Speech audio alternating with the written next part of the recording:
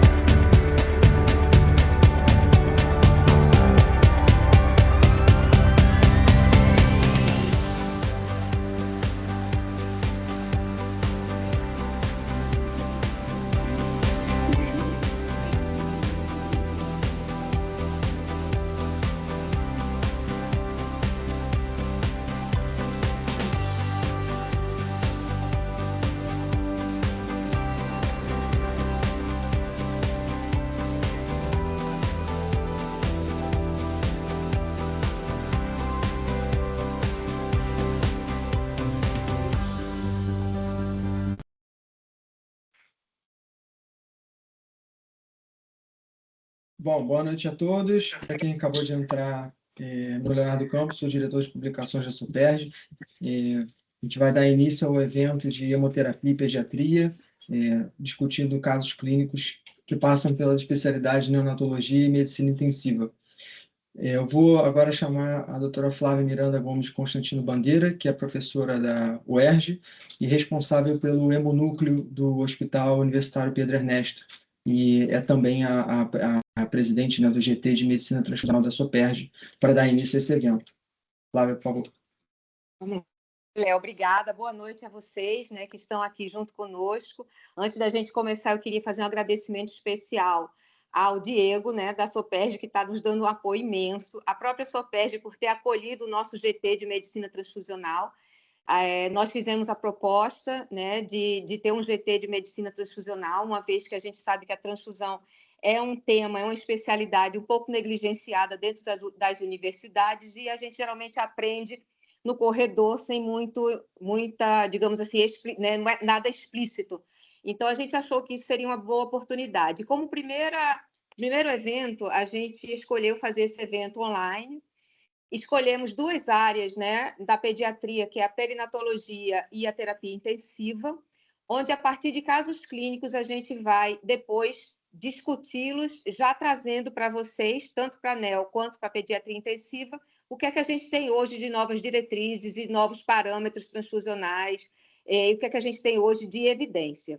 Tá? Então, para a gente iniciar, a gente vai chamar a doutora Laura Dias, ela vai apresentar um caso da neonatologia, e a seguir a doutora Fernanda Chagas, que é hemoterapeuta da maternidade escola. Oi, Ana, da maternidade escola, de onde mais você é, Fernanda? Está lá no negocinho específico. Fernando Magalhães.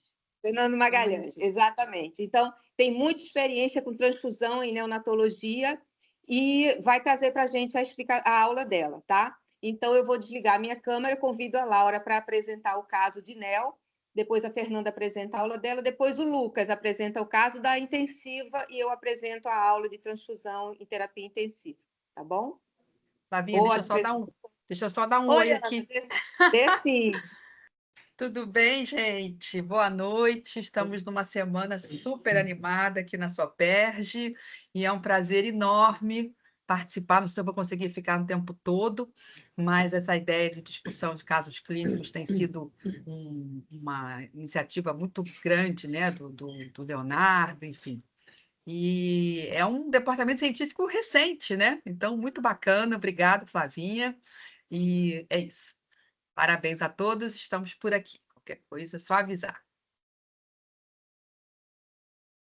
Bom, eu sou Laura Dias, eu quero agradecer também bastante essa participação. Eu acho que transfusão, principalmente na nossa área, concentrado de hemácias, é uma seara muito mal organizada em relação a diretrizes, né? Cada serviço entende, pensa de uma maneira, e para piorar ou melhorar, não sei, as decisões clínicas são fatores cruciais na variação da assistência à saúde. E em hemotransfusão, é uma coisa assim bem importante. A neonatologia é uma especialidade recente, né? Ela não tem tantos anos. O que a gente tem, basicamente, são recomendações no mundo, se baseiam em evidências, é claro, mas são recomendações, e a gente tem herdado muito dos adultos. Então, é bem diferente, né, quando a gente está falando de prematuridade, de início de vida, de um paciente que tem 50 anos. Então, é uma especialidade que requer da gente bastante atenção. No mundo inteiro existe uma super infusão de sangue e hemoderivados nas crianças na neonatologia, e é uma preocupação grande. A gente vai apresentar um caso aqui de hemorragia subgaleal, que é um acidente grave, e é um acidente potencialmente grave, né, porque necessita de reconhecimento urgente. Ele consiste num sangramento no espaço subgaleal e ocorre pelo rompimento de veias emissárias que conectam as veias do couro cabeludo, muito vascularizado, né, aos seios durais. O sangue se acumula, então, entre a galha aponeurótica e o periósteo do crânio. Às vezes é confundido com cefalohematoma. E esse espaço é um espaço grande e ele pode se encher bastante e acumular volumes muito grandes. Então, ele pode progredir para hipovolemia e para choque. Na neonatologia, ele está muito ligado aos partos traumáticos. O tratamento é restauração de volume sanguíneo e correção de coagulopatia, se houver. Então, eu vou compartilhar aqui esse caso, ver se eu consigo fazer direito. Compartilhar, tela. Agora, já apareceu aí, gente? Sim, doutora, só botar em modo de apresentação. Estou botando aqui. Conseguiu? Não, doutora, volta de novo lá pro PowerPoint. Peraí, só um pouquinho. Deixa eu minimizar aqui. Acho que agora foi. Clica de novo, por favor. Conseguiu? Foi. Tá bom. Então, deixa eu dar uma ajuda aqui.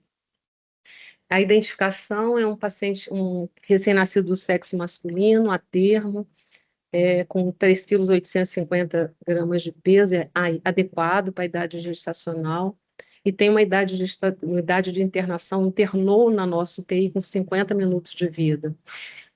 Era a primeira gestação, primeira aparição, aborto zero, um pré-natal sem qualquer intercorrência, sorologias negativas, a bolsa rompeu em casa, e entre a ruptura da bolsa e o parto, né, foram 22 horas, não teve febre intraparto.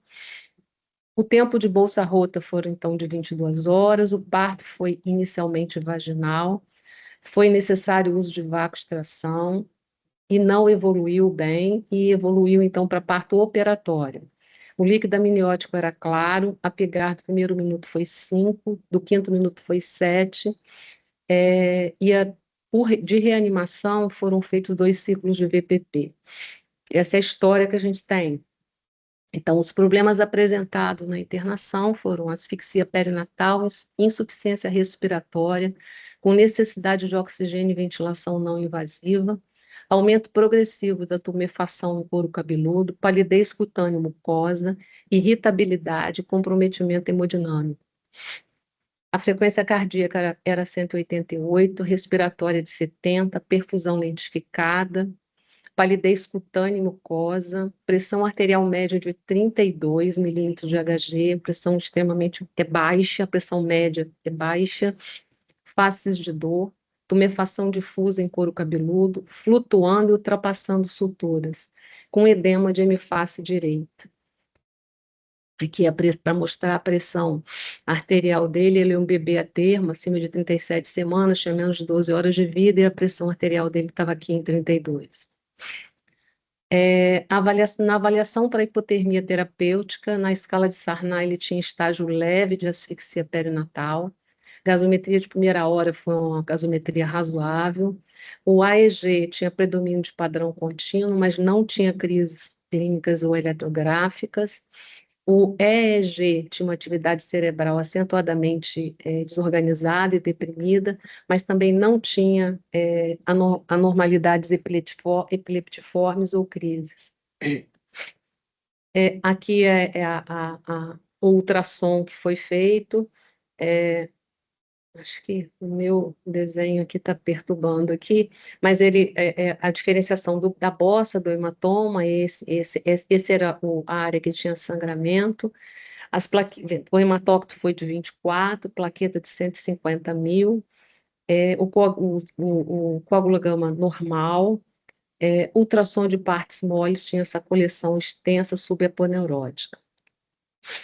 A tomografia, ele fez várias imagens, ele fez depois ressonância, porque tinha comprometimento parenquimatoso também, mas a tomografia mostrou volumosa coleção líquida, cerca de 96 ml, era a coleção líquida estimada pela radiologia, tinha fratura em região parietal direita, enfim, tinha cefalematoma e tinha o hematoma, e parenquimatoso também tinha algumas lesões.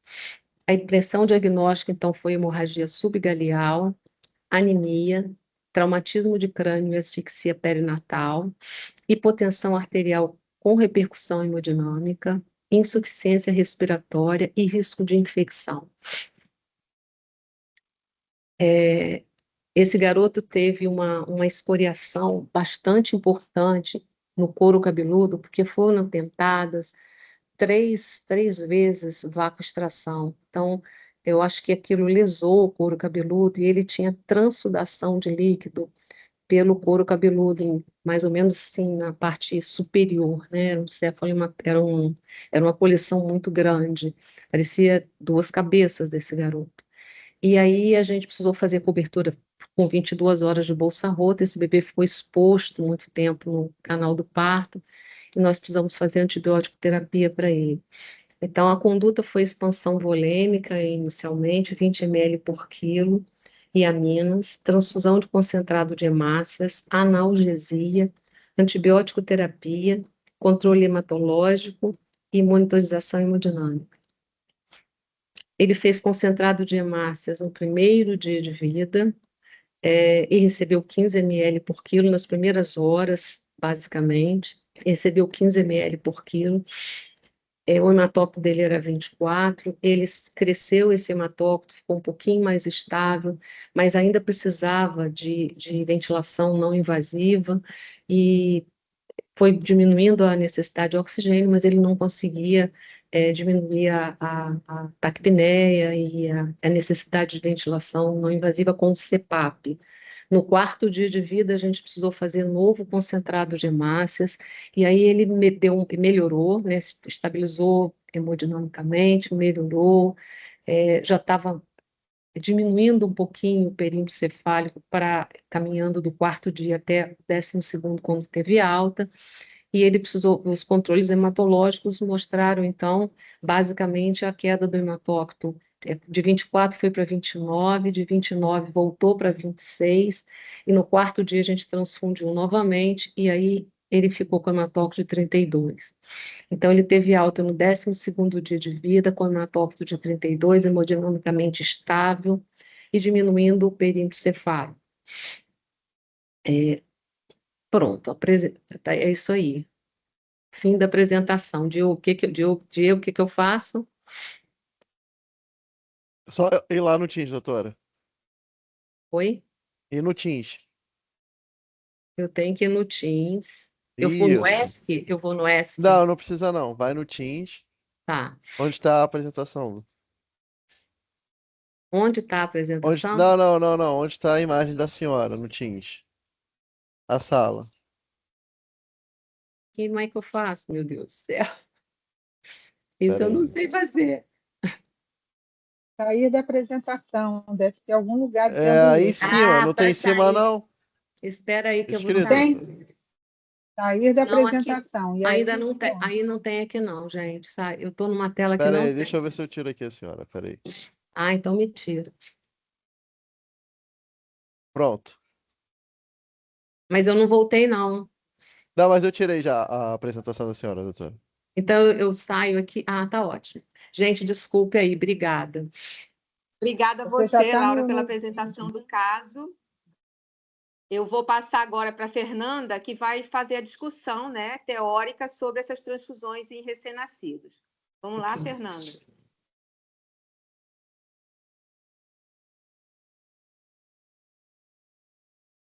É que eu vou compartilhar aqui.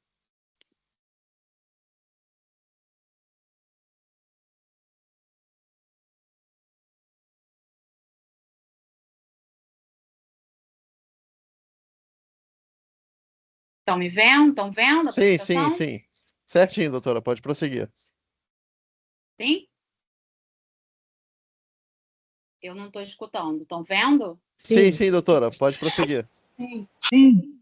Então tá ótimo. Então, assim, como Flavinha, primeiro eu agradecer, né, o convite. A gente tem batalhado muito por esse GT exatamente para a gente poder falar, né, um pouquinho da hemoterapia, que é um pouco esquecida. Eu trabalho na Fernando Magalhães, né, no Hospital Municipal Fernando Magalhães, e na maternidade escola também. Eu resolvi fazer uma coisinha um pouquinho diferente. Eu vou comentar o caso da Laura na hora que eu for falar sobre transfusão, mas a gente conversando, a gente viu que tinham várias dúvidas dos neonatologistas em geral sobre alguns conceitos. Então, eu resolvi abrir com alguns conceitos antes de chegar na transfusão, tá? Então, é o seguinte, primeiro, para vocês saberem, todos, isso é para a hemoterapia da criança, do bebê, da criança, do adulto, de todo mundo, a gente é regido por duas legislações, né, atuais, a da Anvisa, de 2014, a RDC 34, e a Portaria de Consolidação número 5, de 2017. Lá tem todas as regrinhas que nós temos que obedecer. Então, quando vocês acham que o hemoterapeuta é chato, porque pede um monte de coisa, um monte de regra, é porque nós também temos a segurança do paciente e somos exigidos por isso. E a gente tem um guia do uso de hemocomponentes do Ministério da Saúde, que saiu em 2015, que muitos de vocês talvez tenham, é um livrinho, era de capa verde, depois um livrinho de capa azul, que tem bastante coisa de transfusão de pediatria, de neonatal também, tem em geral, mas tem. E a gente usa muito, tá, o guia da ABB, que é a Associação Americana de Banco de Sangue, né, Blood Banks, que agora saiu a mais recente, a edição de 2024, tá? E aí tudo que a gente vai conversar aqui, a gente vai referenciar, porque lá os guidelines a gente usa os de lá, tá? Bom, e aí, uma pergunta que não quer calar, que todos fazem, né?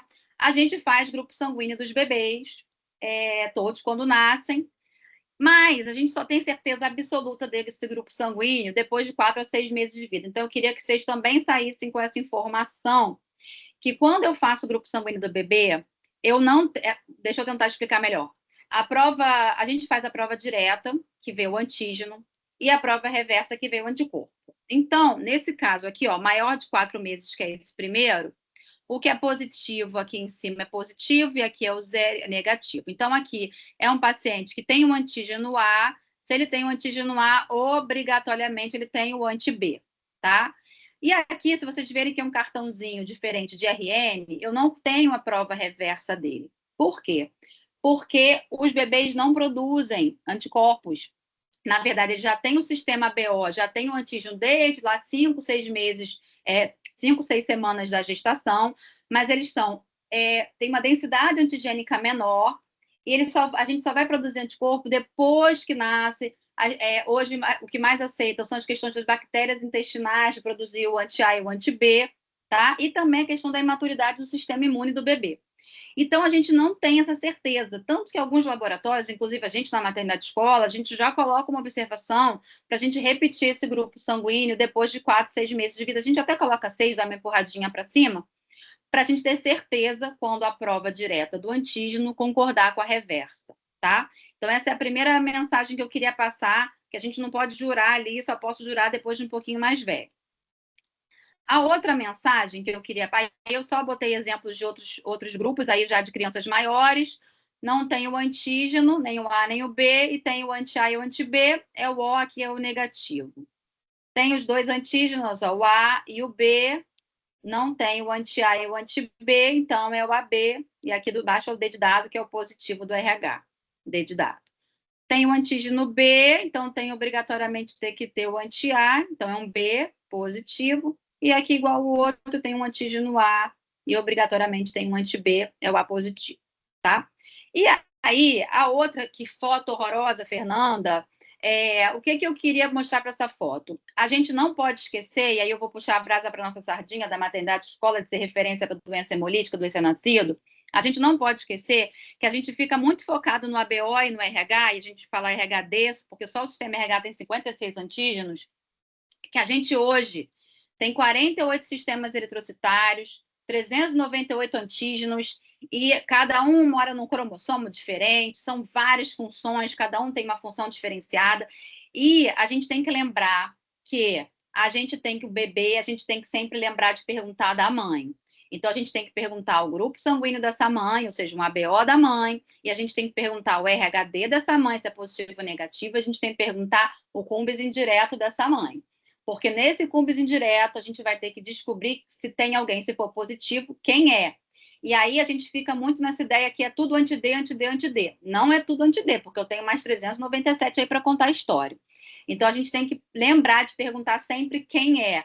Então, aquele conceito antigo que todo mundo usava, o paciente é O positivo, eu não preciso pedir o cumbis indireto, que a gente chama de pesquisa de anticorpo irregular, é falso, tem que pedir, porque posso ter os outros todos do sistema sem ser o D, tá? Então, é uma coisa que eu queria, e aí a gente não, eu escuto muito assim, o paciente tem um subgrupo, não é subgrupo, isso é sistema, e isso é antígeno eritrocitário, não é subgrupo, tá? E aí, a gente também, voltando à minha sardinha, né, puxando, a gente tem as mais comuns, estão ali das causas de doença, de associação de antígeno de anticorpo com doença hemolítica recém-nascido. Então, tem o ABO, tem o RH.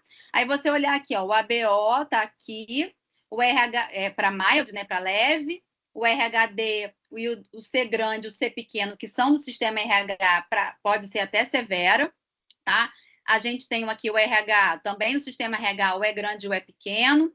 Tem um safadinho, que é o KEL, que ele tem uma atividade importante, porque ele inibe a eritropoiese medular, então são bebês muito anêmicos, tá?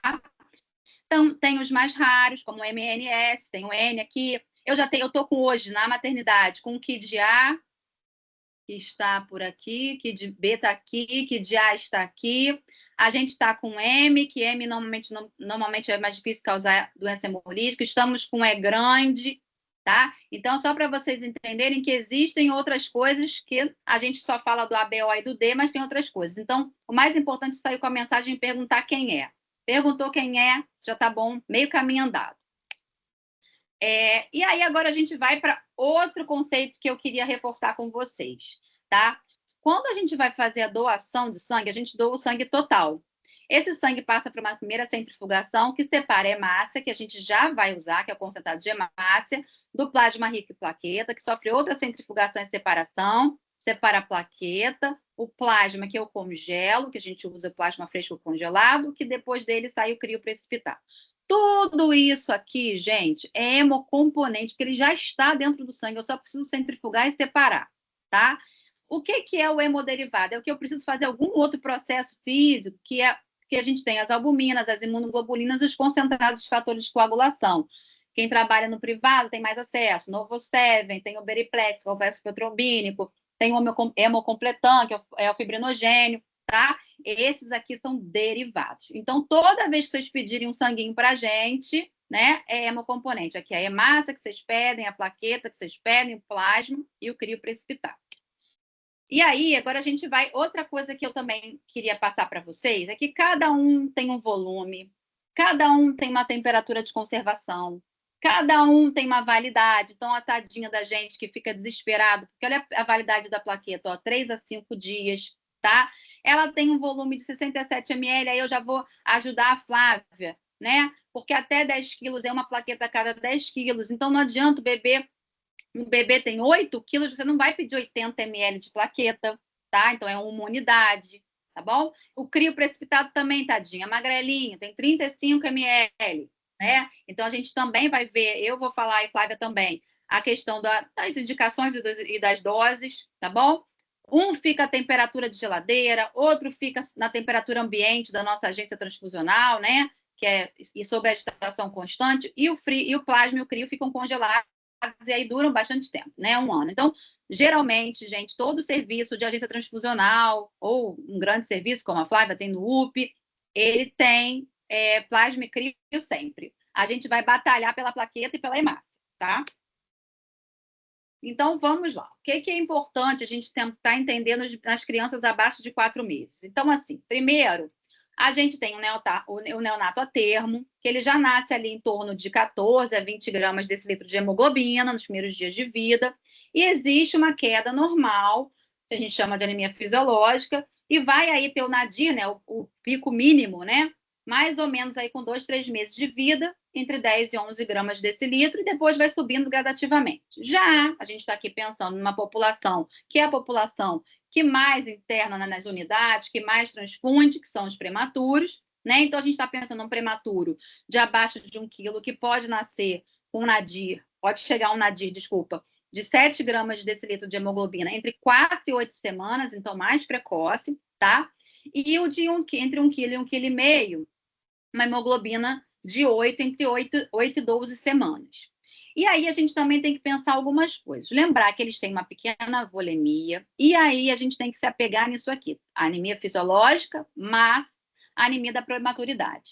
E nos bebês que estão internados nos nossos UTI neonatais, a gente tem que lembrar, excesso de coletas, né? Então anemia iatrogênica. Lembrar que a meia-vida da hemácia do bebê é menor que a nossa, do adulto, da criança maior, que é em torno de 120 dias, tá? A medula óssea é imatura, ela é hiporreativa à eritropoetina, eu tenho uma menor produção de eritropoetina no fígado, o rim ainda é imaturo, tá? O sistema imune é ineficiente na formação de anticorpo, então é bem por isso que, lembrando, a mãe é muito importante, lembrar do binômio, porque eu não vou ter, provavelmente, o anticorpo que eu vou ter lá no bebê é o anticorpo materno, não é o bebê que produziu. E a expressão que eu já comentei com vocês dos antígenos ABO pode ser incompleta, e os anticorpos detectados geralmente são o que aparece, são de origem materna, tá? E aí a gente vamos lembrar também do caso da Laura, tá? Eu vou falar um número aqui mágico, tá? Se vocês decorarem 10 ml quilo de todos os hemocomponentes neonatal, vocês vão acertar. Então, decora 10, tudo bem que pode ser 15, pode ser 5, mas o 10 vocês vão gabaritar, tá? Então, a gente sabe que a transfusão de hemácia, a gente normalmente preconiza entre 10 e 15 ml por quilo, e ela vai elevar o hematócrito, obviamente, num bebê que não está sangrando, né? Mais ou menos aí entre 6 e 9% de hematócrito, 2 e 3 gramas de decilitro de hemoglobina. E aí nós vamos para as indicações, tá? Abaixo de hemoglobina, abaixo de 7, os bebês com sintoma de anemia, a gente vai falar quais são os sintomas de anemia, e baixa contagem de reticulócito. Vou pegar esse dado aqui, eu vou falar no próximo slide sobre os trabalhos que foram feitos mais recentes, tá? Com prematuros. Nenhum prematuro abaixo de 21 dias e abaixo de 1 quilo entrou nessa questão de transfusão liberal e restritiva. Eles não entraram nesse protocolo de 7, tá? Então, 7 já é um bebê maior, acima de 21 dias, que a gente pode pensar o bebê no canguru, tá? Que a gente vai pensar nesse caso aqui. Nosso grande público fica nesse menos de 10 de hemoglobina, e aí lembrando que o hematócrito do bebê da Laura era 24, então aí a gente está estimando uma hemoglobina de 8, tá? Ele é um bebê em insuficiência respiratória, né? Em VNI, tá? Eu não sei mais ou menos quanto que estava de pressão média, mas a gente já tem aqui. Ele tinha uma taquicardia significativa, porque para a gente é acima de 180, e o bebê da Laura tinha 188 de frequência cardíaca, tá? Não tinha frequência respiratória, coisa, mas já tinha, porque é EO. Então, eu sei que tem lugares que não usam mais RUD, mas assim, no protocolo da Americano, eles colocam RUD com FiO2 menos de 35%, uso de catéter de O2 nasal, CPAP, VMI com pressão média abaixo de 6, apneia é um fator muito de indicação transfusional, né? Apneia ou bradicardia, e eles definem a apneia como mais de 6 episódios em 12 horas, ou 2 episódios em 24 horas necessitando de ventilação, tá? Com AMBU. Taquicardia, que foi o caso do bebê da Laura, e o ganho reduzido de peso também. Se o bebê não ganhar menos de 10 gramas por dia em 4 dias, mesmo com a dose ok de 100 mais de 100 calorias quilo dia, tá? O nosso outro público entra aqui muito no menor que 12, que aí você tem um bebê que precisando de mais FiO2, né? De mais pressão. Entra aqui, a ECMO ele fica aqui, tá? Entre 10 e 12, mas a maioria dos trabalhos a gente vê que ele precisa de mais. Eu não coloquei aqui porque não está no guideline da Associação Americana, mas tem trabalhos que usam o 13 de hemoglobina para broncodisplasias graves também, e cardiopatias sem ser cianóticas, mas cardiopatias graves. A moderada, ela entra aqui no 10 também. E os bebês com cardiopatia congênita cianótica, entra com uma hemoglobina abaixo de 15, a gente já transfunde, tá? Eu vou falar... Esse é um guideline que é inglês, só para vocês terem uma ideia que tem poucas diferenças. A Flávia essa semana me mandou um da Turquia, que é muito parecido, eu não terminei de ler, mas é muito parecido. Ele dá uma mudada, tá? E eu achei interessante por conta do caso da Laura. Ele dá uma mudada aqui, ó, nas primeiras 24 horas, um bebê ventilado, ele tem um limiar, tá vendo? Ele, abaixo de 12, ele já transfunde, tá? Se tiver em oxigênio abaixo de 12, se tiver fora de oxigênio abaixo de 10. Então, o bebê dela, no primeiro dia de vida, estava super indicado transfusão, ainda mais porque era 8, né? E aí ele dá uma diferenciada. Na primeira semana, ele ainda é um pouquinho mais agressivo, depois ele vai diminuindo, e olha que eu falei aqui, depois de 3 semanas, ou seja, mais ou menos 21 dias, né? Ele cai também para aquele lá da bebê sem oxigênio, abaixo de 7,5, ali no caso da bebê, abaixo de 7, tá? Os dois que eu falei, estudos mais recentes, é o TOP, que é americano, e o ETTNO, que é o europeu, são dos 2020, e eles comparam estratégia liberal e restritiva. E a conclusão, e assim, liberal mesmo, acima de, quase todos acima de 40 de hematócrito, e eles veem que não houve mudança, na verdade não foi melhor a liberal do que a restritiva, e nem melhorou o desfecho neurológico, nem sobrevida. Então, isso que a gente falou antes é o protocolo que a gente considera o restritivo, porque o liberal é bem mais alto. Então, a gente está aqui falando sobre um protocolo, ele é meio restritivo intermediário. Então, a gente não precisa ficar jogando para o alto, tá? E aí, como a gente falou um pouquinho de eco sanguíneo, de doença hemolítica no começo, eu vou falar muito rápido de transfusão de sangue total reconstituído, porque é só para vocês entenderem uma coisa que eu queria falar. É uma unidade de hemácia com uma unidade de plasma, ok. Todas as unidades, aí voltando àquela coisa que eu perguntei, pergunta quem é. Todas as unidades vão ser O negativo, porque a gente normalmente está muito, muito acostumado a fazer eco sanguíneo em bebês por causa de anti-D. Não. A gente tem que tomar, aqui a observação, é o concentrado de hemácia, O negativo ou ABO específico, ausente os antígenos implicados. Então, por exemplo, se hoje eu tenho uma bebê que precisaria fazer uma exsanguínea transfusão, e ele é O positivo, O negativo, não importa, mas ele tem um anti-KID A, eu preciso fazer uma bolsa KID A negativa. Então, não importa se vai ser, aí óbvio que eu vou ver o ABO dele, mas se é O negativo, O positivo, eu tenho que me preocupar com o antígeno implicado, tá? Isso é muito importante. Então, assim, outra coisa importante que eu falo muito em questão da exsanguínea, não se adia exsanguíneo. Ela está indicada para fazer, não adia porque vai dar ruim, tá? Porque eu tenho 2 coisas muito importantes nela.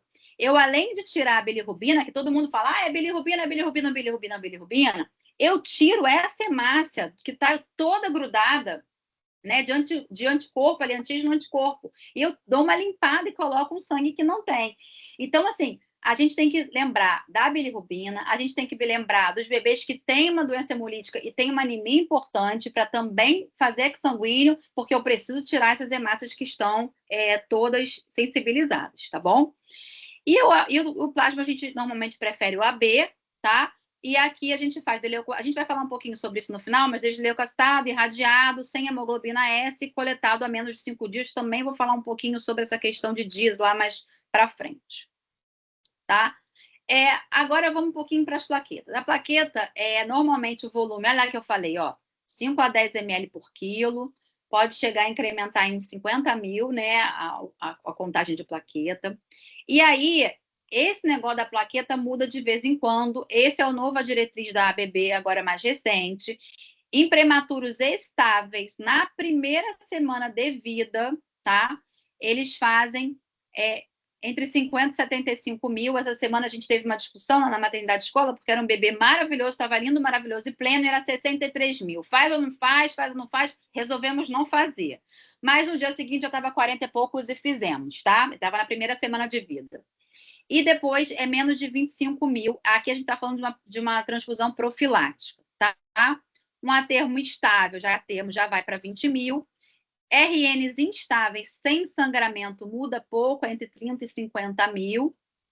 RN com sangramento ativo ou procedimento invasivo, 50 mil, e pacientes que não vai mudar nem para a criança grande, nem para o adulto, isso abaixo de 100 mil, pacientes cirurgia oftalmológica, sangramento do sistema nervoso central, cirurgia do sistema nervoso central e ECMO, tá?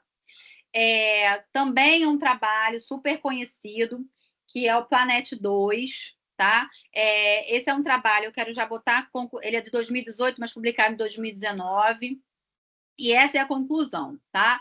Em bebês, né, em pré-termos, com severa a gente não usa, né, com trombocitopenia, o corte de 50 mil para profilático levou a uma maior taxa de morte, maior sangramento do que a de 25 mil. Então, se você for ler a maioria dos trabalhos, então, a transfusão profilática, quando fazer, eles estão sem sangramento, né? A gente está falando de bebês sem sangramento. Eles estão usando 25 mil, tá? Tem até outro trabalho, esse trabalho é até mais recente, é uma revisão depois de 2 anos do Planet, tá? Tá pequenininho, né? Mas é a mesma conclusão, tá? Crianças, né, com acima de 50 mil, comparado com 25 mil, também confirmou a maior taxa de morte e atraso de desenvolvimento, né, neurodesenvolvimento, do que a transfusão com menos de 25 mil, tá? Vamos agora para o plasma. Olha o 10zinho bonito lá, ó. 10 a 15 ml por quilo. E a gente sabe que ele já aumenta em 15 a 20% os níveis dos fatores de coagulação. E aí, em se tratando de exame laboratorial, a gente tem que ter um TAP e um PTTA, né? Acima de 1,5 em pacientes com sangramento ou que serão submetidos a procedimentos invasivos. Então, tem que ter sangramento, porque, por exemplo, a gente vai falar de uma criança maior hepatopata, que vai estar lá com o seu coagulograma alterado e a gente não vai fazer nada para ela, tá? O CIVD com sangramento, e aí aqui eu vou entrar numa questão... eu vou voltar na plaqueta um minuto, porque eu vou falar aqui, mas a gente fala junto. Não existe, na literatura, plaqueta horária. Plaqueta de 12 em 12, de 8 em 8, isso não existe. A plaqueta tem a meia-vida suficiente para 24 horas. Em alguns casos muito discutidos, caso a caso, a gente até pode fazer uma outra dose de plaqueta, mas isso é raro, tá? Você viu que ali a gente está pensando que uma plaqueta vai aumentar em 50 mil. Eu quando entrei na Fernando Magalhães há bastante tempo atrás, existia uma filosofia que era assim, pode ser que você já tenha ouvido em outros lugares. Faz plaqueta 3 dias seguidos, de 12 em 12 horas, e colhe a plaqueta no 4º dia. Isso não existe. Só de vocês pensarem que você está submetendo um bebê a 6 doadores diferentes, com todas essas questões que a gente vai conversar um pouquinho, a gente vai falar pouco de reação transfusional hoje, porque vai ter uma aula só disso, mas a gente está submetendo ao bebê a um monte de coisa, então não é plaqueta horária. E aí a gente agora vai falar o contrário. O plasma fresco congelado, se a gente tem um paciente em CIVD com sangramento, com coagulograma alterado, a gente já indica o plasma horário. O que acontece? Cada fator, né, tem uma meia-vida.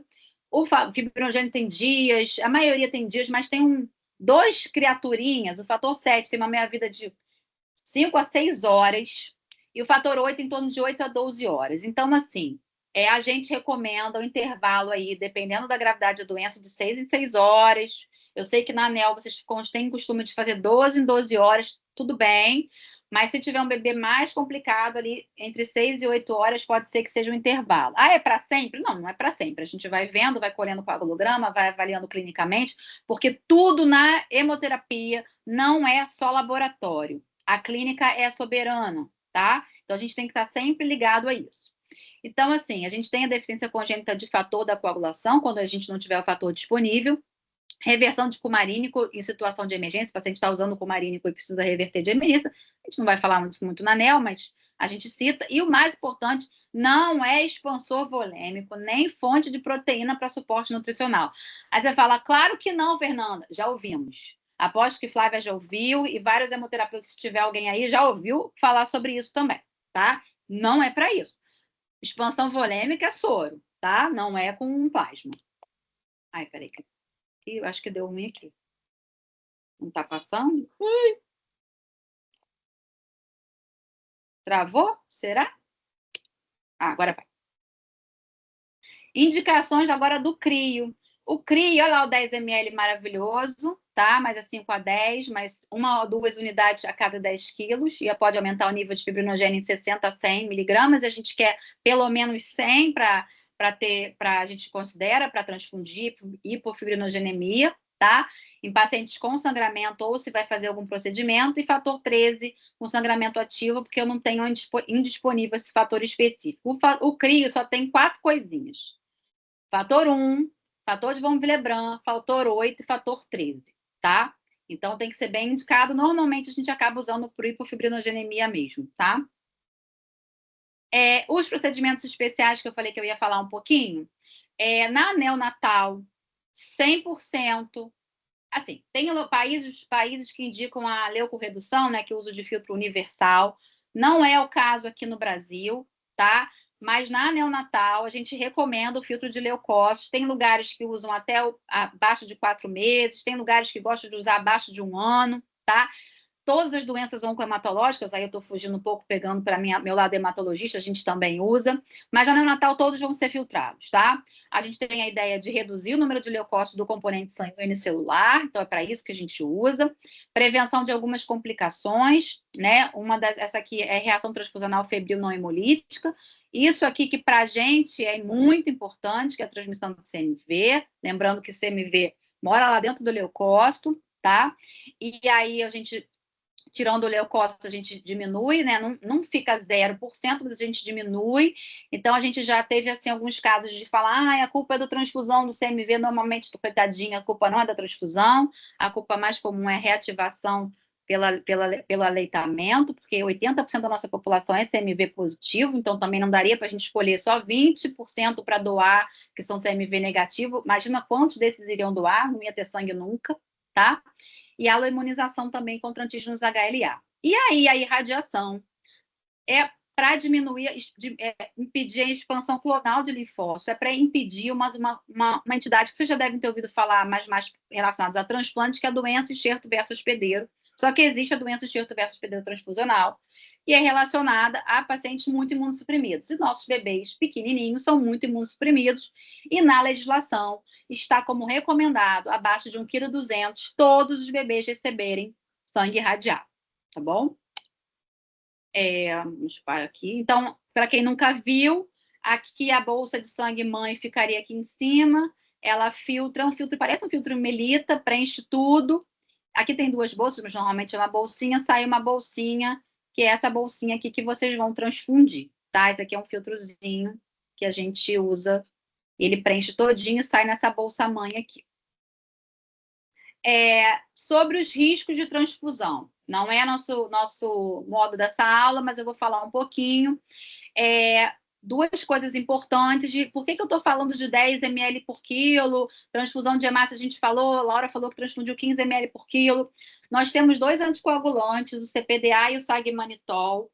Todos eles têm algumas questões, como nefrotoxicidade. O manitol, a gente fica muito preocupado em transfusões que a gente chama maciças, ou seja, em transfusões acima de 20 ml por quilo, em exsanguíneo transfusão e em transfusão intrauterina, tá? Porque o manitol, além de tudo, ele pode ter um efeito diurético, impacta na pressão intracraniana. Então, em alguns casos, a gente até manda lavar essa bolsa para tirar o anticoagulante para usar, tá? Transfusão demais pode fazer uma coagulopatia dilucional. Então, a gente também tem que estar monitorando os pacientes, especialmente que estão pós-exsanguíneo, que é uma transfusão maciça, e pacientes que recebem transfusão maciça. Imunomodulação, aqui é o GVHD transfusional que eu falei, né, a doença enxerto versus hospedeiro. Hiperpotassemia, porque a estocagem da hemácia começa a liberar potássio, tá? Então a gente também fica preocupado com isso. As doenças infecciosas que, infelizmente, sempre teremos elas na nossa cabeça, mesmo com NAT, com algumas coisas que a gente já conseguiu reduzir janela imunológica, mas elas sempre existirão. E aí, isso aqui eu deixei para a gente comentar, porque existia antigamente uma questão da transfusão causar enterocolite, tá?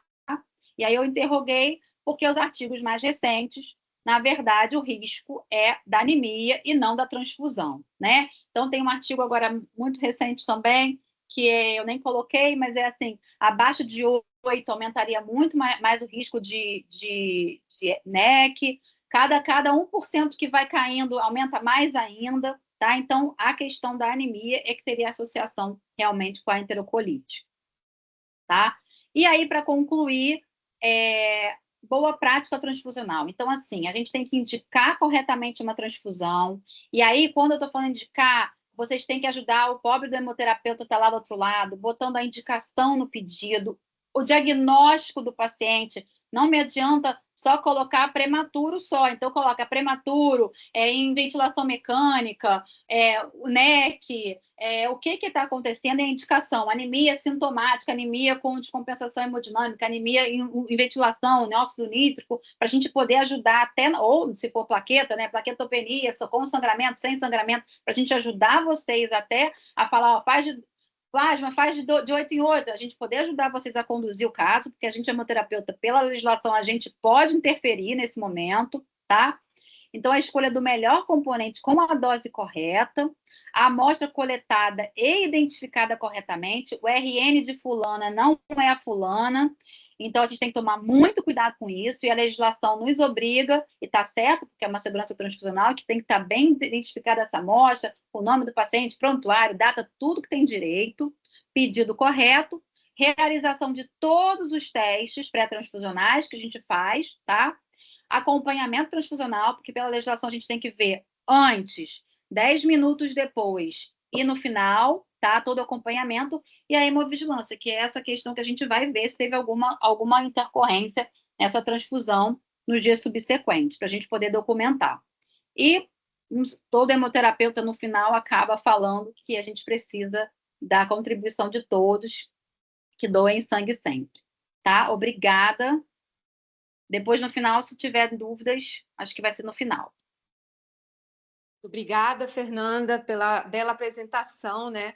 A gente sabe que é muita coisa que a gente tem que falar e o tempo da gente é curto, né, para a nossa reunião. E aí eu queria propor que a gente fizesse as perguntas no final, tá? Eu pedi até o pessoal para colocar as perguntas no chat, já teve até uma que eu me atrevi a responder, Fernanda, que era exatamente sobre se o plasma da E sanguíneo era o plasma rico em plaquetas, eu falei o plasma fresco congelado. Enfim, mas a gente vai dar seguimento agora. Você pode descompartilhar sua tela, Nanda? E a gente vai chamar o Lucas para apresentar o caso da terapia intensiva. Deixa a Nanda descompartilhar. Agora, eu sou que nem Laura, Jesus, como é que descompartilha? Laura, tô total você. Não, tem que voltar no Teams. Estou falando. No Teams. Pronto, eu estava no lugar errado, pronto. Não saiu ainda. Espera aí que eu vou, calma aí, que eu vou achar. Posso tentar já achei. Foi, doutora, ia fechar aqui. Foi. Pronto, Nandinha. Lucas, está pronto? Vamos lá apresentar seu caso? Beleza, vamos lá. Boa noite, pessoal. Primeiramente, gostaria de agradecer a Flávia, a Fernanda e a Laura por poder participar desse primeiro encontro aí da hemoterapia, desse grupo de trabalho. E trazer um pouquinho. Está todo mundo vendo minha tela já? Sim, falta só botar a apresentação. Compartilhar. Vou botar só isso, assim. Pode continuar, doutor. Tudo... Maravilha, então. Agradecer a Soperj novamente por deixar a gente falar um pouquinho dos nossos casos e apresentar nosso dia a dia. Esse é um caso antigo que eu trouxe para a nossa apresentação, mas é um caso bem interessante que na época trouxe uma série de transformações de protocolos, enfim, foi bem legal na época que a gente teve esse caso lá na UTI. Então, rapidamente apresentando o caso, TANM, sexo masculino, 7 anos, 32 quilos, com história de pela manhã, apresentou um quadro de episódio de vômito seguido de lipotímia. Após aproximadamente 1 minuto do episódio, o paciente retomou a consciência apresentando dislalia e dificuldade de se sustentar em pé. Foi trazido correndo, os pais moravam bem próximo da emergência, era coisa de 2 prédios da emergência, mas eles tinham que ter um problema, eu lembro exatamente do caso, deu um problema no elevador, eles tiveram que descer a escada com esse menino, e aí chegaram com mais ou menos 1 hora de evolução na emergência. Eu botei o tempo só para a gente contextualizar todo o tempo que foi feito tudo para essa criança na emergência. Então, ele deu entrada na emergência, uma escala de Glasgow de 13, 4 mais 3 mais 6, apresentando a ectoscopia, uma hemiparesia todo de mídio direito. As pupilas eram isocóricas, fotorreagentes, ele era eupneico, hidratado, corado, sem nenhuma alteração hemodinâmica. Ausculta cardíaca nada, pulmonar também nada, abdômen nada. O exame físico dele, na verdade, era praticamente normal. O que chamava atenção era essa hemiparesia do de mídio direito. Frequência cardíaca um pouco alterada, né? Um pouquinho taquicárdico para a idade. Frequência respiratória normal, sem febre. Uma PA normal, né? Para a idade também. Uma PA sistólica e diastólica normais. E, obviamente, com essa história toda aguda, ele foi encaminhado para a tomografia. E a tomografia mostrou isso aí, gente. Uma hemorragia intracraniana aguda, um hematoma intraparenquimatoso alongado de 4,8 por 7,8, 2,1, localizado na região de giro frontal superior esquerdo, com hemoventrículo, com desvio da linha média para a direita, cerca de 6 milímetros. Redução da amplitude dos sulcos corticais, principalmente do hemisfério cerebral esquerdo. Obviamente, nesse momento, pensando em uma malformação arteriovenosa, foi realizado a angiotomografia, que mostrou uma opacificação de estrutura serpentiforme na porção cranial do hematoma, nutrido por um ramo da circulação anterior esquerda. Aspecto de má formação vascular. Então, a gente estava diante de uma MAVE, de um escolar, né? E a gente precisava atuar logo, né? Então, ele, praticamente 1 hora depois que ele entra na emergência, ele é levado para UTI já mais sonolento, com uma escala de Glasgow já caindo, né? Então ele tinha 13 na entrada, 9 na UTI, já tinha paralisia facial direita e plegia do membro inferior direito, né? Também plegia já, e as pupilas já estavam anisocóricas. A esquerda era maior que a direita, ainda era fotorreagente. Ele ainda estava estável hemodinamicamente, sem alterações muito grandes de frequência cardíaca, de frequência respiratória, a PA um pouquinho mais alta, mas nada demais, dentro da normalidade ainda, e sem febre. Então, nesse momento, obviamente, a UTI atua, né? E para preservar esse cérebro desse menino, né? A gente já tinha um diagnóstico, a gente precisava fazer a neuroproteção nele. Então, o manejo neurointensivo inicial foi, a gente optou por sedar e entubar esse menino. A gente sedou com midazolam, bloqueou para não haver o gagging, né? Para não ter alguma resposta que poderia piorar esse sangramento, e foi entubado. Mantido em sedação profunda com midazolam e fentanil. Foi feito o ataque de fenitoína, 15 mg por quilo, e mantido 5 mg quilo dia. As medidas para proteção, né, neurointensiva: cabeceira elevada a 30 graus e cabeça centralizada, controle rigoroso da temperatura, e é claro que a neurocirurgia foi acionada, né? A neurocirurgia foi acionada porque ele tinha desvio de linha média, ele tinha um sangramento importante, e o neurocirurgião veio de fora. A família chamou um neurocirurgião famoso do Rio, eu posso falar até o nome dele, professor Dr. Gabriel Mufarrege, que veio e foi para o centro cirúrgico colocar uma derivação, uma monitorização de pique por conta desse edema, e a gente precisava neuroproteger ele. Então foi colocada uma monitorização de pique, uma punção de bulbo de jugular na veia jugular interna direita, uma punção de veia jugular interna esquerda, e esse menino sai com uma monitorização bispectral, obviamente com um controle para a PPC, para pressão de perfusão cerebral, né, que, só lembrando, que é a PAM, né, a PA arterial média menos a PIC, manter entre 50 e 60 é o ideal dentro da terapia intensiva para essa faixa etária. Então, no D2 de UTI, ele tem um aumento de pique durante o procedimento de aspiração de tubo. Apesar das pré-medicações, a gente estava fazendo tiopental, lidocaína e rocurônio. Então, foi aumentado e reiniciado. Não foi reiniciado, na verdade, foi reajustada a sedação com midazolam e fentanil, e foi iniciado dieta.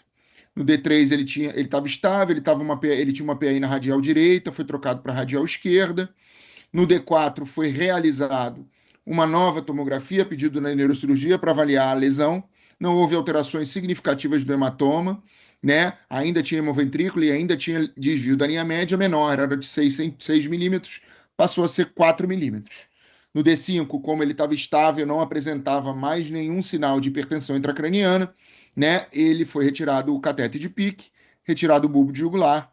Ele precisava fazer muito bolos de tiopental, e aí a gente achou que poderia, ele estava apresentando umas pupilas mediofixas,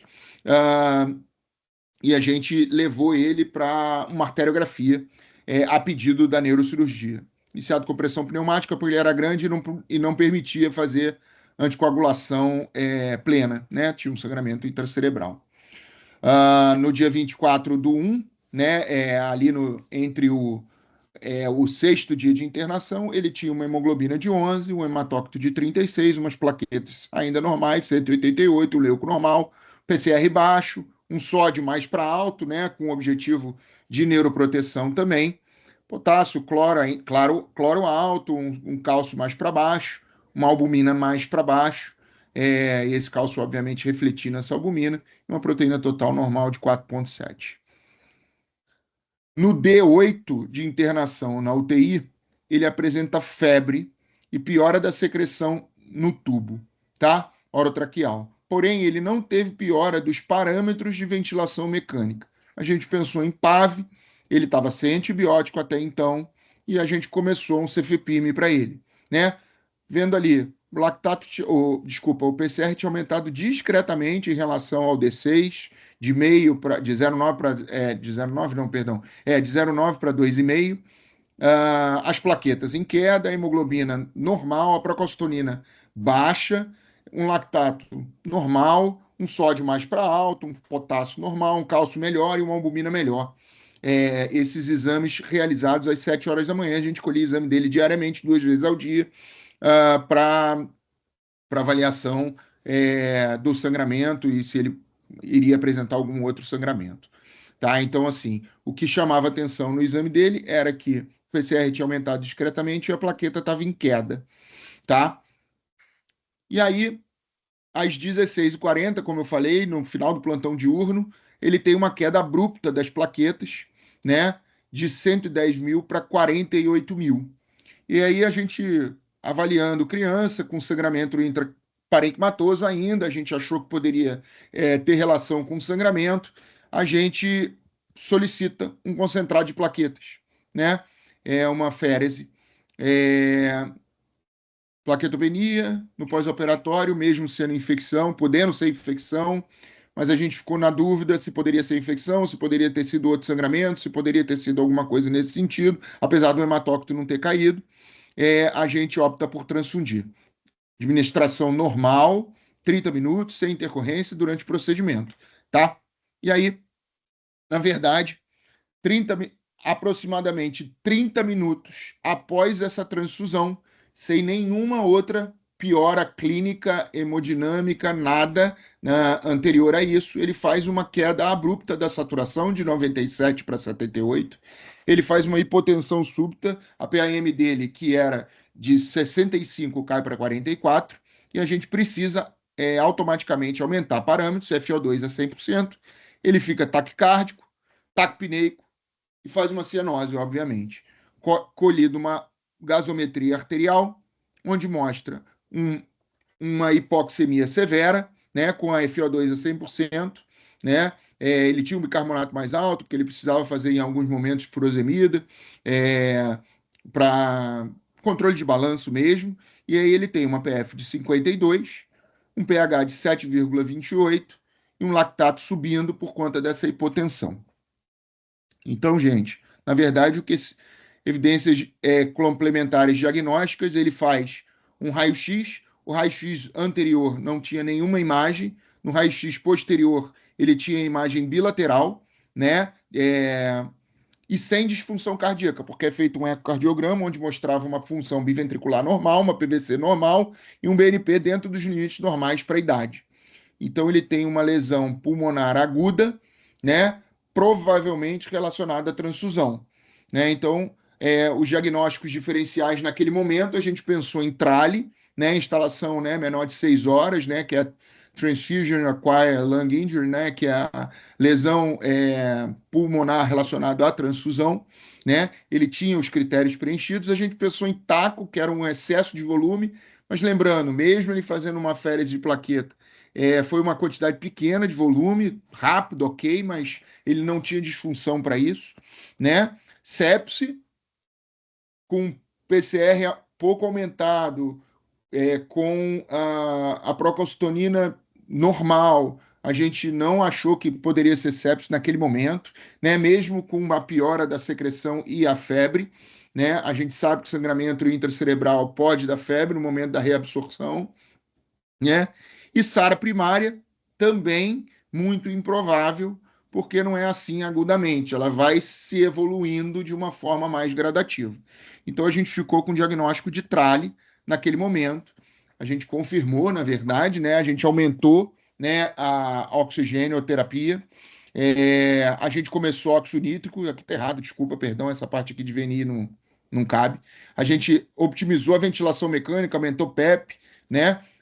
Aumentou PEP, aumentou FO2 e por conta da suspeita de hipertensão pulmonar começou um óxido nítrico inalatório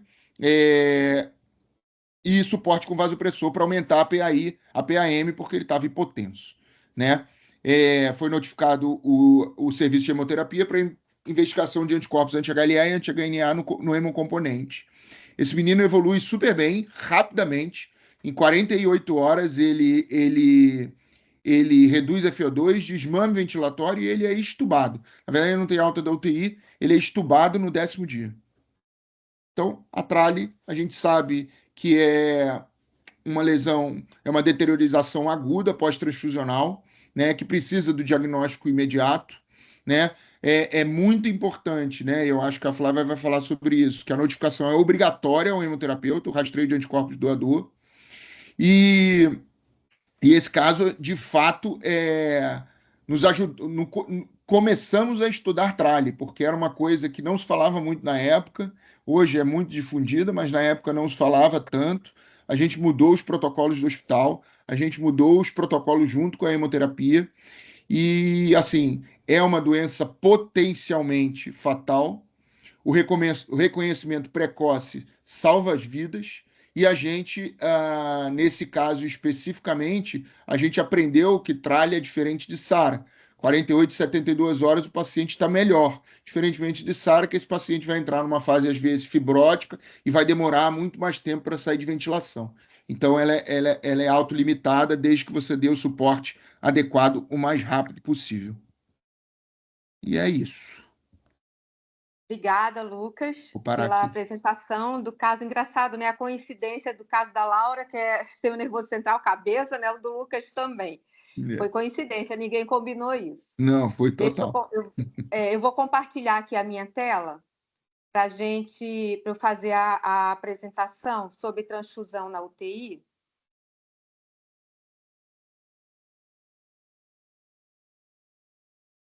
Então, e eu queria agradecer ao Lucas também, porque ele já deu um pontapé inicial para o nosso próximo encontro, que a gente está planejando para agosto, que vai ser sobre reações transfusionais, tá? Muito provavelmente.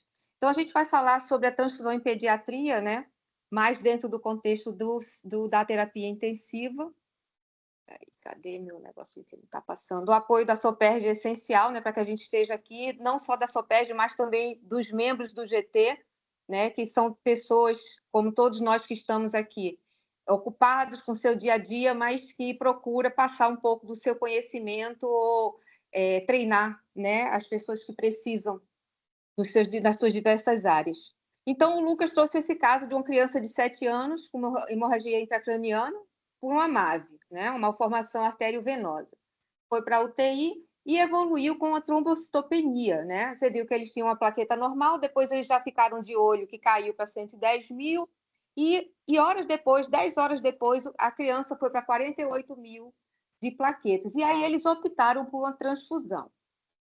Isso que ele acabou de mostrar, ó, tinha 188 mil, depois caiu para 110 mil. Eu senti falta, Lucas, que eu perguntei a você de testes de coagulação, né? Se a criança usava alguma coisa. Você falou que não, né? O TP, TAT-TP, tudo normal, né? Foi só a questão de plaqueta mesmo. Era tudo normal, era só plaqueta. E aí, quando a gente pensa, né, na transfusão de plaqueta por MAV em criança, a gente primeiro precisa pensar o que é que acontece na MAV, né? Você tem uma ruptura de um vaso, de uma malformação, com um sangramento, às vezes, de alto fluxo, como eles chamam, e essa ruptura desse vaso leva à exibição do fator tecidual, né, colágeno, e vai desenvolver aquele mecanismo natural que é de você segurar aquele sangramento, tá? Que está ali acontecendo. Então, a gente vai ter ativação da coagulação, iniciação da coagulação, as plaquetas vão entrar firmemente ali, juntamente com a trombina, para formar aquela rede, aquele tampão de coágulo. E isso, gente, eles chamam fica uma situação caótica, porque até que isso se organize, você vai continuar tendo esse consumo de plaqueta e outros fatores de coagulação também aí. Nesse ambiente, em paralelo, você tem uma alteração inflamatória local, com ativação de citocinas inflamatórias que retroalimentam esse sangramento, né, e essa ativação plaquetária. Então, como eles dizem, é realmente uma situação de caos que está acontecendo ali. E você encontrar redução de plaqueta num ambiente desse, acontece, né? Acontece. Mas quando a gente estava preparando a apresentação para vocês, aí eu fui procurar, né, qual é o racional de você transfundir plaqueta na MAV pediátrica. Então, eles recomendam hoje que a reposição nas emergências, né, você deve fazer só nas emergências cirúrgicas. Se é um paciente que não está sangrando, que está estável, né, não houve piores, sangramento não aumentou, a criança está estável, eles não recomendam essa transfusão.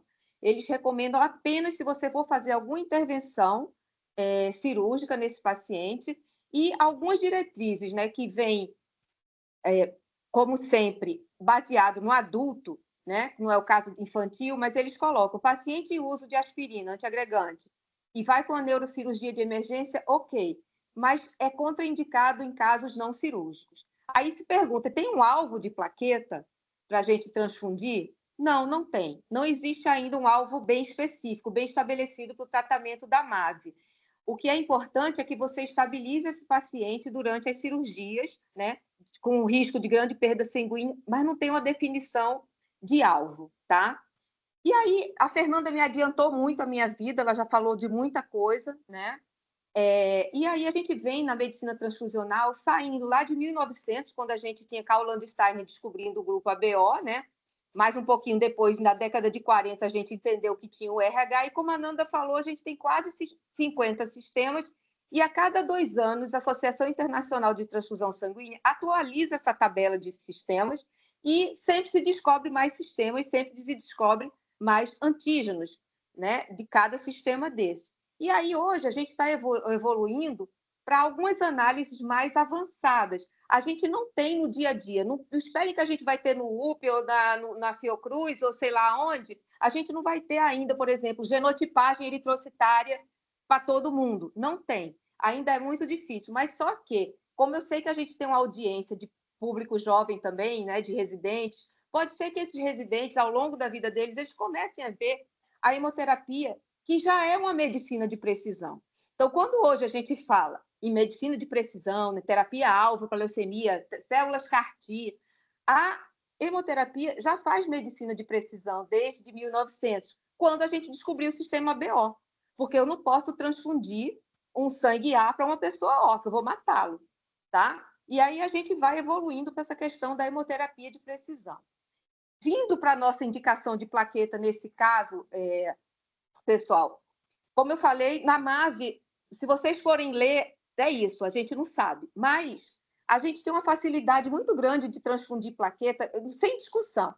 Tem trombocitopenia e está sangrando, é terapêutico? Ok, vai transfundir. O problema morre na prevenção da transfusão profilática, que é aquela transfusão que você vai tentar restaurar a hemostasia ou você vai prevenir sangramentos graves, né, em pessoas que estão trombocitopênicas. Aí é que vem o AUE. Por quê, gente? A gente não tem... A gente ainda transfunde muito baseado em dados de adultos, mas estamos melhorando isso. Então, quando nós pediatras falamos assim, eu não vou fazer porque as referências são de adultos, mas a gente faz hoje baseado em que referência? Qual é a referência que a gente tem? Ainda é de adulto, ou a que a gente tem disponível na literatura. Então, o que a gente sabe hoje? Que plaqueta na oncologia e no transplante de célula-tronco, o gatilho profilático de plaqueta é 10.000 em crianças estáveis. Então, eu tenho uma criança que não está sangrando, mas faz quimioterapia, tá? Ela está no nadir da quimioterapia, a gente vai... Teve 10.000 plaquetas para baixo, a gente vai tentar fazer transfusão profilática.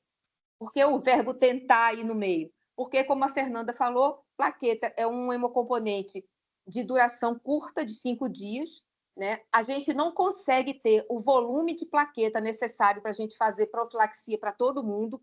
A gente gostaria muito de ter isso, mas tem horas que a gente não tem. E digo a vocês, o pessoal está estudando para reduzir nível de alvo de plaqueta, porque, por exemplo, a SMD, na síndrome mielodisplásica, eles já estão tentando baixar para 5.000 gatilho, tá? Para transfusão de plaqueta, 5.000 por milímetro cúbico. Porém, em crianças que têm febre, sepsis, leucemia promielocítica aguda ou alguma coagulopatia, pode ser que a gente aumente esse gatilho. Então, hoje o que a gente tem, que eu vou mostrar a vocês, é 20.000, vem no próximo slide. E até nos procedimentos invasivos, está cada vez mais restritiva a transfusão de plaqueta. Então, ela vai ser sempre guiada pela condição clínica, não só pelo laboratório. Em tudo, né, na medicina, a gente não vai tratar laboratório também aqui. Tá? E a Nanda já falou, plaqueta não é antibiótico, eu peguei esse cartoon aqui do EducaSangue, que é um aplicativo maravilhoso, tá? E plaqueta não é antibiótico, então a gente não deve fazer de horário. Então, o que a gente tem hoje é plaqueta profilática, abaixo de 10.000 se a criança estiver estável, abaixo de 20.000 com risco de sangramento, abaixo de 50.000 se você vai fazer procedimento invasivo, não é uma punção de catéter central, e abaixo de 100.000 se procedimento invasivo no sistema nervoso central, invasivo no sistema nervoso central. E a gente não deve fazer plaqueta em dengue, em trombocitopenia induzida por heparina e até em PTT, que a gente pode ter num adolescente, por exemplo, né? Ou uma criança com PTT congênito, que é raro, mas a gente deve pensar. Então, as indicações elas são de plaqueta profilática, elas são realmente... a gente tem... Acho que tem fortes evidências. Esse guideline saiu ano passado, na JAMA, que é o guideline da Associação Americana. E na pediatria, eles pegaram diversos artigos para fazer essa recomendação. E dentro desses artigos, tinham muitos artigos de pediatria. E o que eles tiveram de evidência para pediatria é que você vai transfundir abaixo de 10.000 se é uma trombocitopenia hipoproliferativa, tá? Que você tem a possibilidade daquela plaqueta reverter. Ela é uma recomendação forte, com evidência de moderada certeza. Nas outras, naqueles 20.000, 50.000, a gente está ainda sem muita evidência, mas eles recomendam que a gente arraste para a criança a mesma coisa que a gente faz para adulto, porque a gente não tem evidência nenhuma, tá? Punção lombar.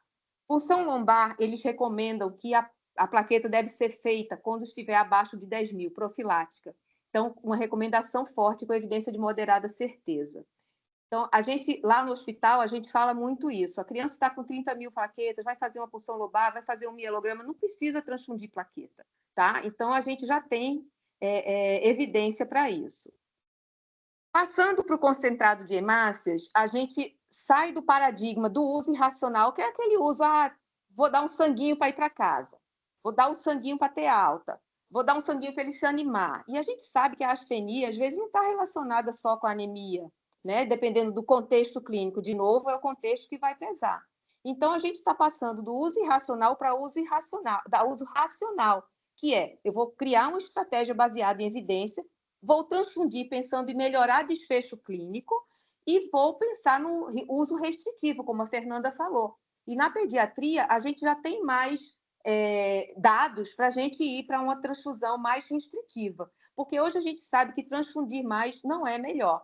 E aí eu vou pegar o gancho da questão que a Fernanda falou da sensibilização para antígeno eritrocitário, mas a gente também aqui, como a gente não tem a leucorredução universal, a gente ainda corre o risco dessas crianças fazerem anticorpos anti-HLA. E numa criança que vai viver uma vida toda, a gente não sabe o que é que ela vai encontrar ainda de dificuldade pela frente. Então, se você faz um anti-HLA numa criança com muita transfusão, você pode, numa eventualidade, numa necessidade de um transplante, você já tem uma bela complicação pela frente, mas esse não é o motivo da nossa fala. E as indicações de hemácias é anemia sintomática, sangramento, óbvio, e se você tem uma baixa de oferta de oxigênio tecidual.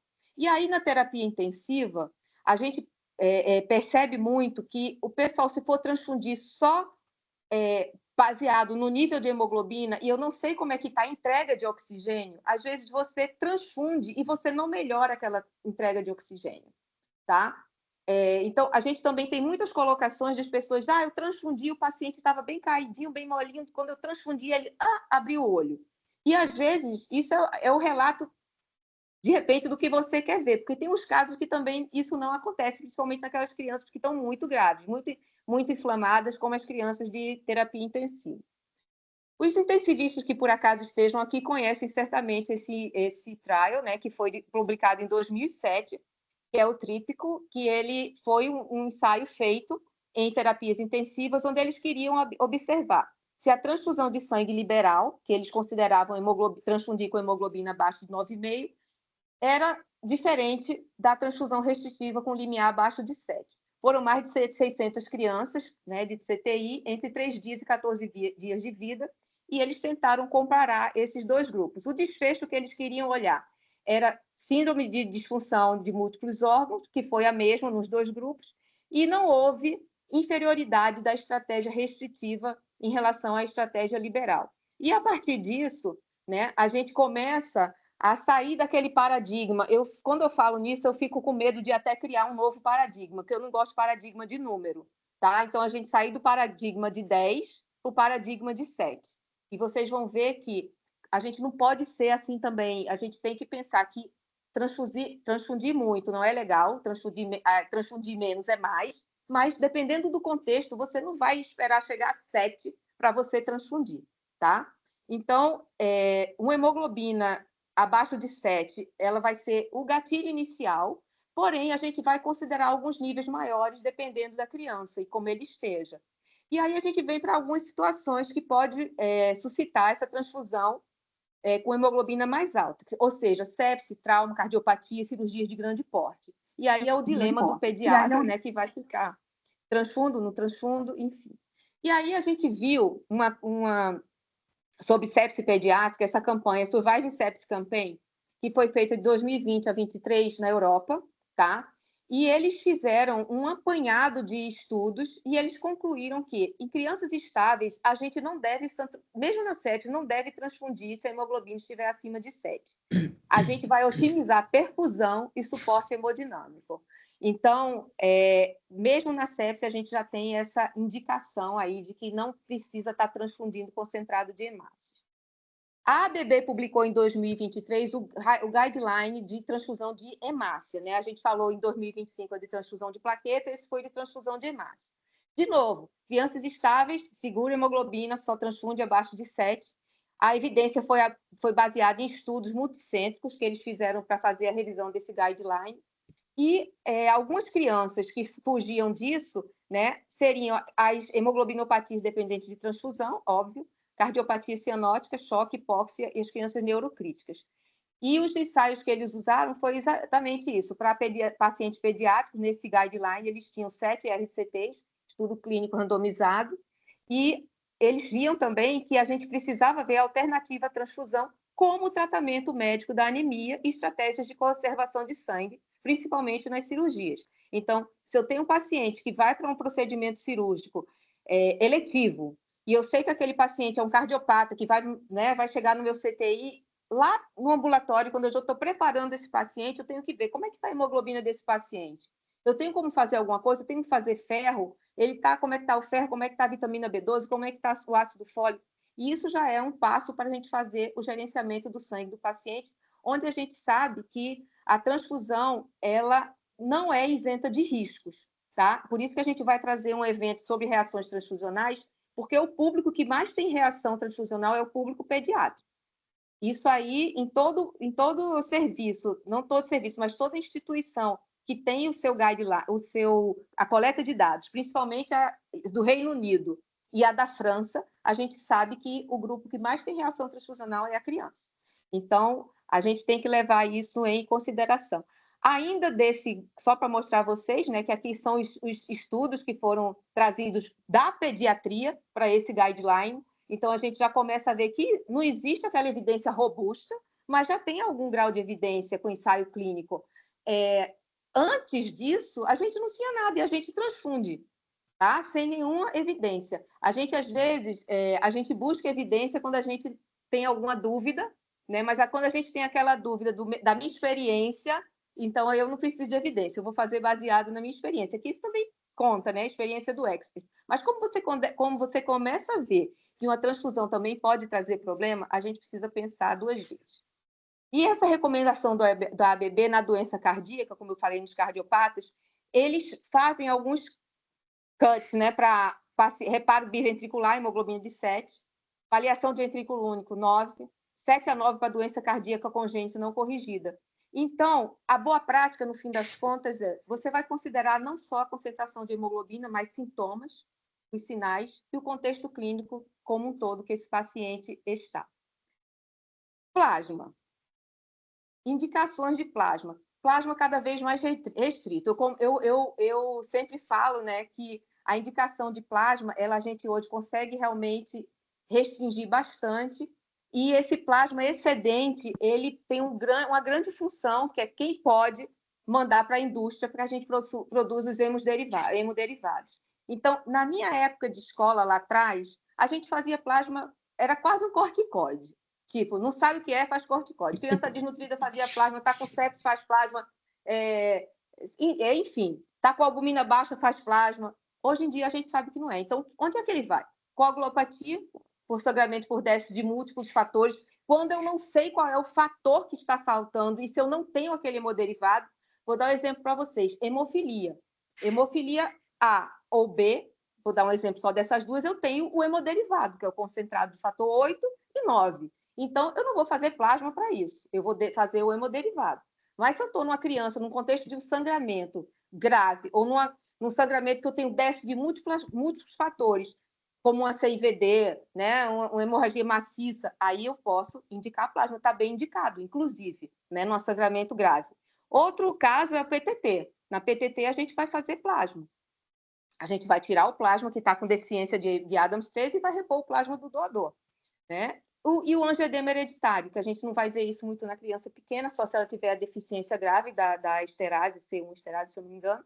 E a gente tem que fazer plasma, porque a gente ainda não tem esse componente para fazer aqui no Brasil. E o uso de plasma profilático é ineficaz e não é indicado, então a gente não vai fazer isso. Como a Fernanda citou, em determinadas situações, eu posso fazer o plasma de horário, mas não tem sentido fazer plasma de 3 em 3 horas, 4 em 4 horas, não tem. Uma situação que a gente pode ter que fracionar é a questão do volume, né? Muitas vezes eu tenho um paciente que eu vou fazer na dose, eu preciso fracionar aquele plasma, porque às vezes ele não consegue suportar aquele volume de plasma que vai ser necessário, principalmente nas crianças maiores.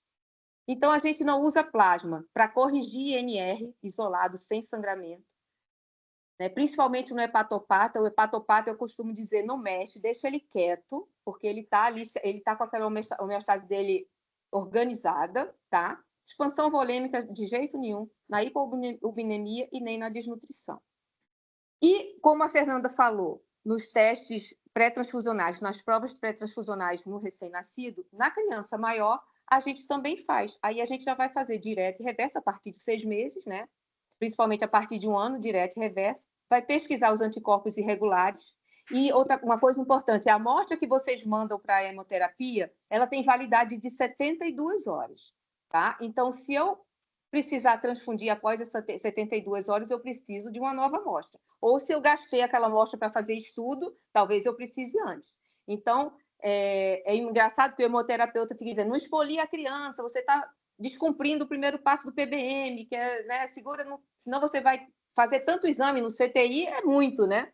A gente faz muito exame nas crianças de CTI. Quando você vê, você já expoliou aquela criança, ele vai precisar de fazer um concentrado de hemácia porque fez um monte de exame também. Isso é uma coisa que a gente tem que levar em consideração, mas PBM não é essa aula, é outra.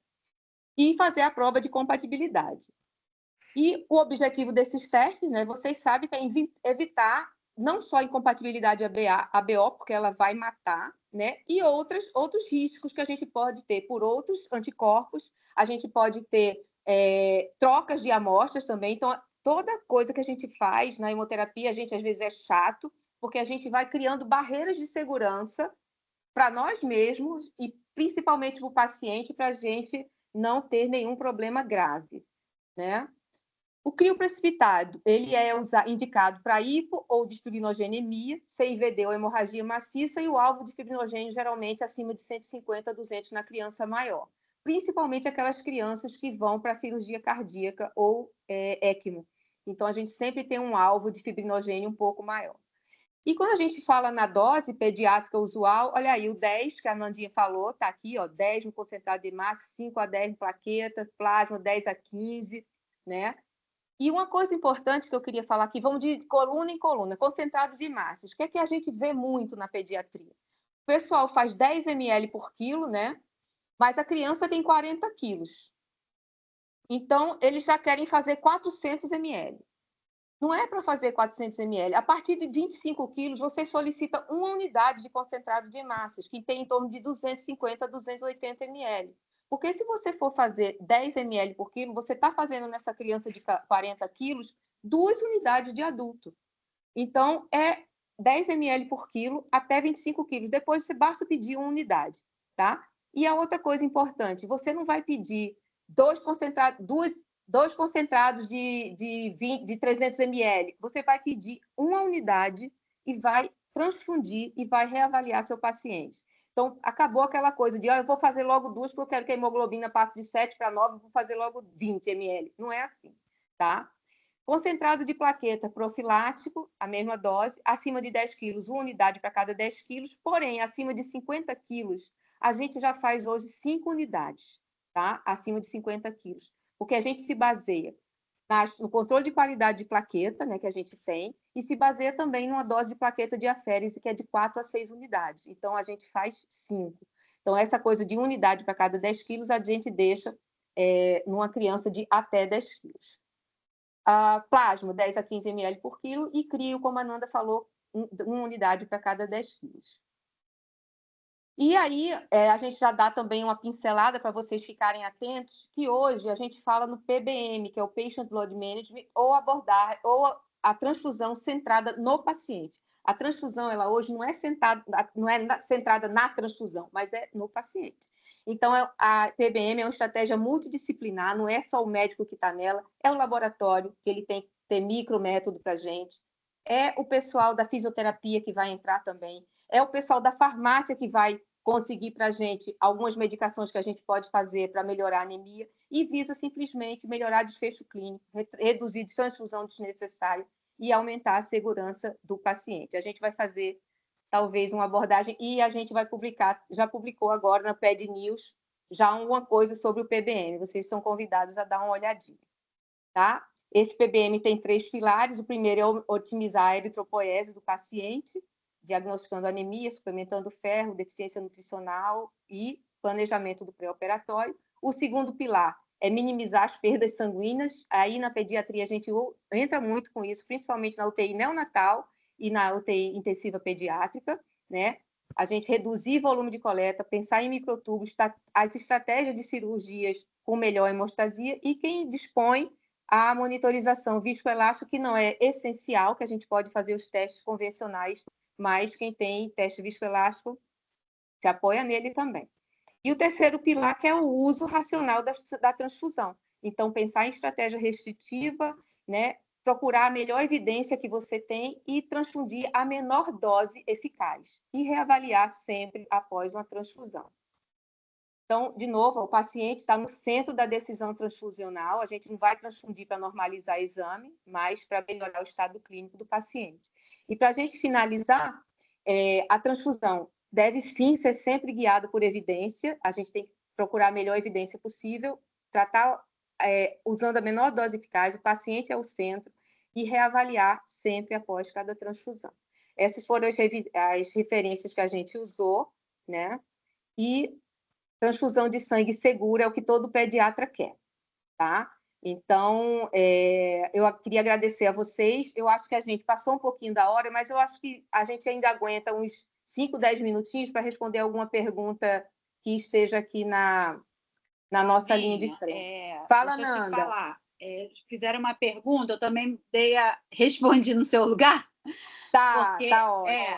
E aí eu quero aproveitar, como a pergunta foi de plaqueta, eu quero aproveitar e fazer 2 considerações de plaqueta também. A pergunta era, Flávia, recebemos pedidos de transfundir plaqueta para retirar catéter. O que você concordaria ou não? Não existe essa indicação, inclusive está no guideline da ABB também, tá? Não se usa transfusão de plaqueta profilática para retirar catéter. Outra coisa que eu queria dizer é assim, importante para saber da plaqueta, 2 coisas. Uma, a Flavinha falou de 5 unidades, inclusive está na legislação, na portaria número 5, está escrito que transfusão para adultos ou crianças maiores está ou uma féris ou 4 a 6 unidades de plaqueta randômica, tá? Então, a gente está respaldado pela nossa legislação. Então, isso é importante também. E 2, quer transfundir plaqueta, porque é uma cirurgia do sistema nervoso central, oftalmológica, é para transfundir e fazer.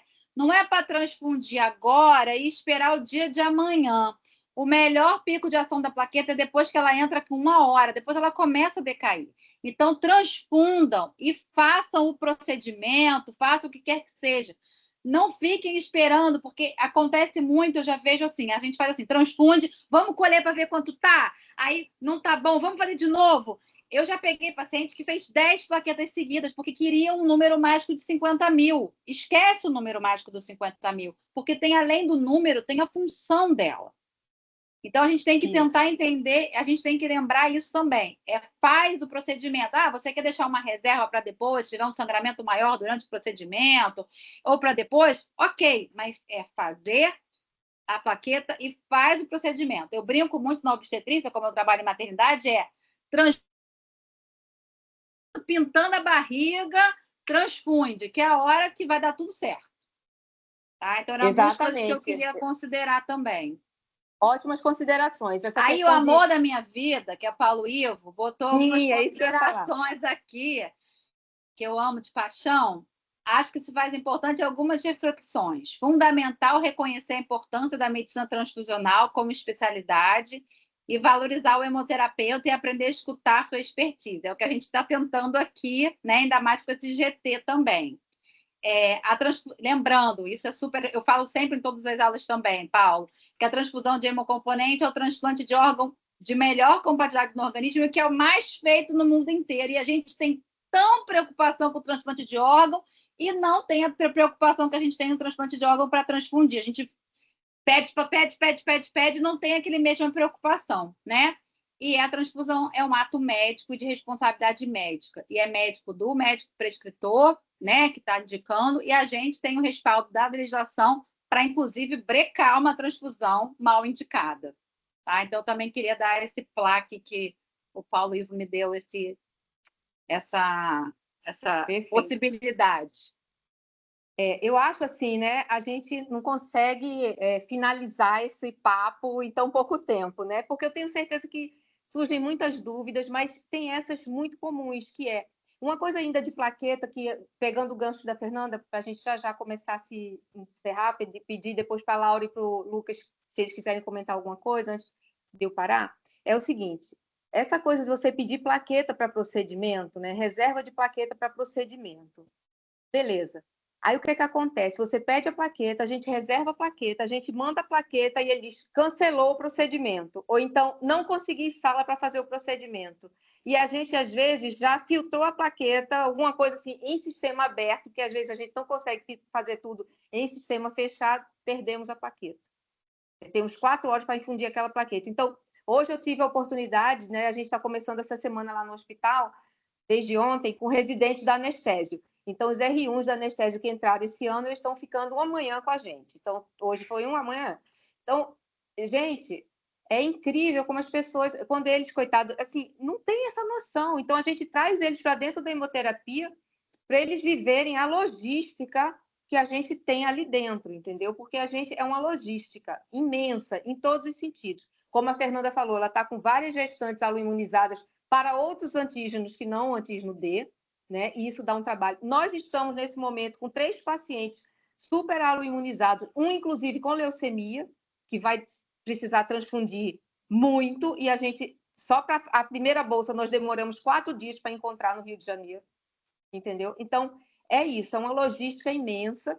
Na neonatologia, tem muita coisa que a gente precisa ainda ter chance de fazer, eu tenho certeza que tem, na terapia intensiva também, mas o mais importante é o diálogo entre o especialista que está transfundindo, prescrevendo, e nós que estamos providenciando os hemocomponentes para vocês. Então, esse diálogo ele é essencial. Então, a gente sempre fala, teve dúvida? Fala com o hemoterapeuta. O hemoterapeuta ele está lá ou ele vai ser acionado para entrar em contato com você e resolver o seu problema. Então, a gente precisa ser acionado, né? E vocês sabem que a hemoterapia sempre fica escondida, né? Eu não sei onde é no hospital de vocês, mas a da gente, a gente tem um banco de sangue, ele é visível. Mas nossa agência transfusional está num cantinho lá, não sei aonde, no hospital. Ela é ótima, mas está lá escondida. Né? Eu fui na ProSangue uns anos atrás, é o máximo a ProSangue, mas para você chegar lá, dentro daquele complexo, ela está lá não sei aonde. Então, a gente sempre fica escondido. Mas tem colegas de vocês lá, hemoterapeutas, dispostos a ajudar e tentar fazer o melhor possível. E tudo que vocês lerem sobre transfusão em neonatologia, ou em terapia intensiva, em pediatria, que seja, conversa com a gente, porque hoje mesmo teve uma discussão sobre um E-sanguíneo transfusão, que pode ser que aconteça, amanhã vai nascer um neném que a gente está esperando pelo menos uma síndrome anêmica, pode ser que ele precise de E-sanguíneo. Aí veio uma discussão, né, se a gente faria também imunoglobulina. Pois é, Fernanda, entendeu?